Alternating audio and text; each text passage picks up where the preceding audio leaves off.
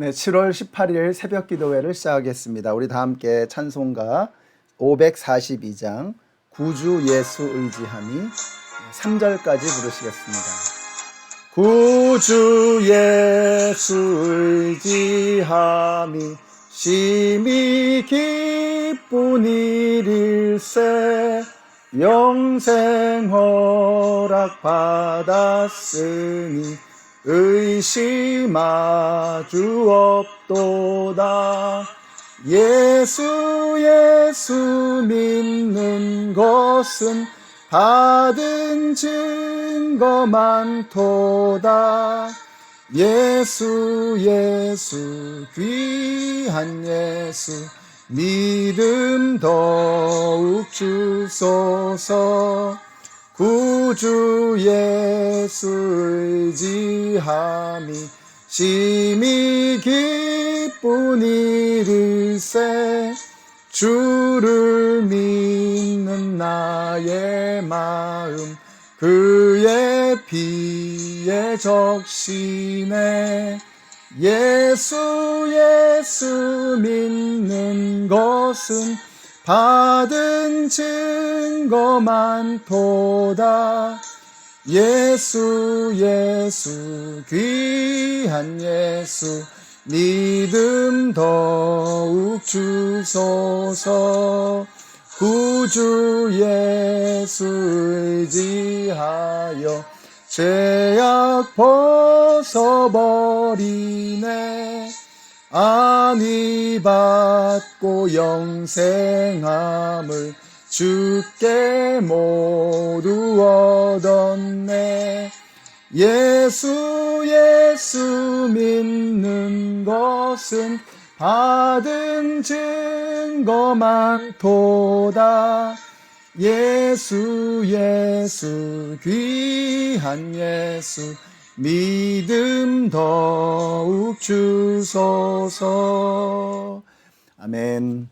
오늘 우리에게 주시는 하나님의 말씀은 마태복음 16장 21절에서 23절까지의 말씀입니다. 그때부터 예수께서는 자기가 반드시 예루살렘에 올라가야 하며 장로들과 대제사장들과 율법학자들에게 많은 고난을 받고 죽임을 당하여야 하며 사흘째 되는 날에 살아나야 한다는 것을 제자들에게 밝히기 시작하셨다. 이에 베드로가 예수를 따로 붙들고 주님 안 됩니다. 절대로 이런 일이 주님께 일어나서는 안 됩니다 하고 말하면서 예수께 대들었다. 그러나 예수께서는 돌아서서 베드로에게 말씀하셨다. 사탄아, 내 뒤로 물러가라. 너는 나에게 걸림돌이다. 너는 하나님의 일을 생각하지 않고 사람의 일만 생각하는구나. 아멘. 네, 어제는 우리가 이 가이사랴 빌립보에서 예수님이 제자들과 함께 수련회를 가지는 장면을 함께 살펴보았습니다. 오늘 말씀은 바로 그 뒤에 일어나는 사건인데요. 이렇게 시작합니다. 그때부터 예수께서는 이라고 했습니다. 그때부터라는 거죠. 이렇게 보면 모든 일에는 때가 있는 것 같습니다. 오늘 본문에서 예수님은 제자가 되는 길이 그렇게 호락호락한 길이 아니다라고 하는 참 부담스럽고 어려운 말씀을 하십니다. 그리고 자신이 고난을 당할 것이고 죽으시고 다시 부활하실 것이다 라는 말씀을 하십니다. 물론 전에도 이런 말씀을 하기는 하셨지만 예수님은 이 말씀을 계속해서 거듭해서 반복하시고 강조하시고 오늘은 훨씬 더 구체적으로 더 많은 것들을 요구하고 계십니다. 이런 딱딱하고 부담스러운 말씀을 언제 하셨느냐? 제자들이 예수님을 향한 분명한 고백을 드린 다음에 이런 어려운 말씀을 하셨다는 것입니다. 주는 그리스도시요 살아계신 하나님의 아들이십니다. 이렇게 굉장한 고백을 한 제자들이니까 확실히 제자들의 예수님에 대한 이해와 깨달음은 이전보다 더 깊어졌을 것임에 틀림이 없습니다. 그래서 예수님이 말씀하시는 것입니다. 내가 고난받고 죽임을 당할 것이고 다시 부활할 것이다. 그리고 너희는 나를 따라라. 자기의 십자가를 지고 자기를 부인하고 예수님을 따르라고 말씀하십니다. 어려운 주문이었습니다. 그러나 제자들이 주님을 향한 분명한 고백을 드린 다음에 예수님은 이 말씀을 제자들에게 하고 계시는 것입니다. 사랑하는 성도 여러분, 우리의 믿음이 잘 된다, 복 받는다, 문제가 해결된다, 이러한 수준에 머물러 있어서만은 안 되는 것입니다. 예수를 믿을 때 문제가 해결이 되고 하늘의 복이 임하고 잘 되게 되는 은혜가 우리에게 있을 것입니다. 그러나 우리가 생각하는 복, 우리가 생각하는 그런 기준에 잘 사는 것으로만 예수 믿는 것을 한정 지어서는 안 되는 것입니다. 예수를 믿으면 참된 생명, 참된 기쁨, 참된 행복과 만족을 반드시 누리게 될 것입니다. 그러나 분명한 것은 그것이 내가 원하는 방식이 아니고 하나님이 정하시는 방식이라는 것입니다. 우리 하나님은 우리에게 좋지 않은 것을 주실 수 없는 분이십니다. 선하시고 사랑 많으신 하나님이시기 때문이죠. 우리의 믿음이 성장함에 따라 하나님께서 우리에게 좋은 것을 주시는데 그 좋은 것도 우리의 믿음의 성장에 따라서 격이 달라지게 된다는 것입니다.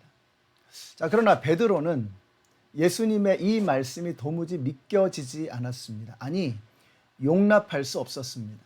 그래서 22절에 보니까요, 이에 베드로가 예수를 따로 붙들고 주님 안 됩니다. 절대로 안 됩니다. 이런 일이 있어서는 안 됩니다. 하면서 어떻게 해요? 예수님께 대들었다고 말씀하고 있어요. 이 장면을 생각해 보세요. 정말 참 아이러니합니다. 여기서 이 붙들었다라고 하는 말은 멱살을 잡았다는 뜻입니다. 그러니까 얼마 전까지만 해도 주는 그리스도시요 살아계신 하나님의 아들이십니다 라고 고백했던 이 사람이 예수님의 멱살을 잡는 이 장면을 한번 생각해 보세요. 말이 안 되는 거잖아요. 예수님을 하나님으로 고백한 이 사람이 그 하나님의 그리스도의 멱살을 잡은 것입니다. 예수님에게도 이러니까 사람에게는 우리가 어떻겠습니까? 우리가 정말 이렇게 쉽게 변하는 사람들이라고 하는 것을 이 베드로를 보면서 알 수 있는 거예요. 본인이 그리스도라고 하나님이라고 고백했던 그 예수님을 향해서도 이렇게 쉽게 변하는 사람이라면 저와 여러분이 다른 사람들에게는 얼마나 쉽게 변하겠느냐. 우리는 참 쉽게 변하는 사람들입니다. 우리의 믿음이 단단한 믿음, 성숙한 믿음이 된다는 것은 주님을 향한 고백이 나의 삶으로 분명하게 세워지는 것입니다. 우리가 예수님을 그리스도로 고백하면서 그분에게 막 따지고 대들고 멱살 잡고 이런 황당한 일이 베드로에게 일어난 것입니다. 우리가 바로 그런 사람들이라는 것입니다. 우리도 그러잖아요. 하나님 그러시면 곤란합니다.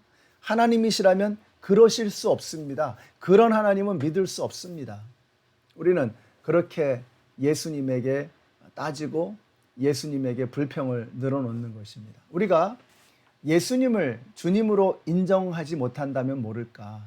우리가 예수님을 주님, 롤드라고 인정한다면 우리는 그분의 종이 되는 거잖아요. 종은 주인의 뜻을 따르면 되는 것입니다. 종은 주인의 뜻에 복종할 수밖에 없는 것입니다. 주인에게 따지고 대드는 그런 존재가 아니라는 것입니다. 우리가 불평하고 원망하고 또 불신하고 조금만 어려운 일이 있으면 믿음이 흐트러지고 이게 똑같은 일입니다. 베드로가 예수님의 멱살을 잡고 대들었던 것처럼 우리도 똑같은 일을 하고 있는 거예요. 불평하고 원망하고 불신하는 일들, 쉽게 시험에 빠지고 믿음을 저버리는 일들, 이 모든 것들이 다 베드로가 예수님의 멱살을 잡은 것과 다르지 않은 일이라고 하는 것입니다.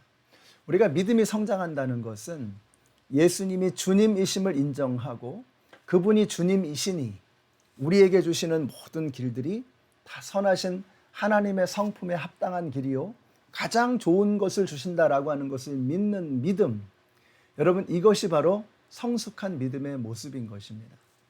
이때 예수님이 말씀하십니다. 사탄아 물러가라. 너는 나에게 걸림돌이다. 너는 하나님의 일은 생각하지 않고 사람의 일만 생각하는구나. 여러분 사탄이 다른 게 아니에요. 내 일만 생각하고 하나님의 일은 아랑곳하지 않는 것, 이게 바로 사탄입니다. 그런 자들은 사탄에게 조종을 받는 것이고 그런 자들은 주님의 일에 걸림돌이 되는 것입니다.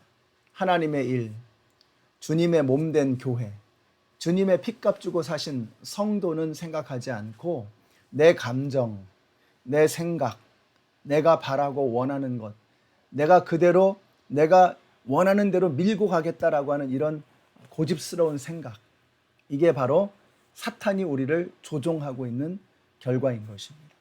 베드로는 제자들 중에서도 수제자였습니다.